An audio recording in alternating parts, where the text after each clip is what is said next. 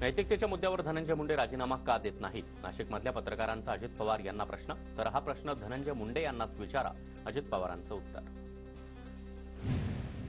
माझ्या कामाचं श्रेय घेण्याचा प्रयत्न सुरू. आम्ही मित्रपक्षाचा धर्म पाळतो. मित्रपक्षाच्या नेत्यांना देखील शिस्त पाळायला सांगा.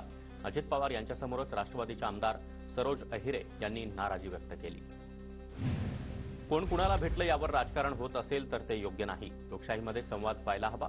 सुरेश धस यांनी भेट घेतली असली तरी संतोष देशमुख यांच्या कुटुंबियांना न्याय मिळणार अशी त्यांची भूमिका आहे. मुख्यमंत्री फडणवीस यांची मुंडे आणि धस भेटीवर पहिली प्रतिक्रिया.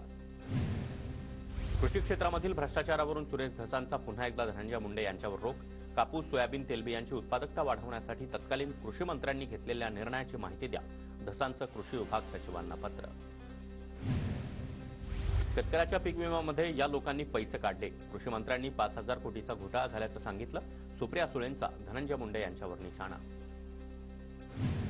आमदार संदीप क्षीरसागर यांच्या भेटीवरील प्रश्नावर अजित पवार संतापले. बीडमधील पाणी प्रश्नासंदर्भात क्षीरसागर यांनी भेट घेतली. अजित पवारांची माहिती.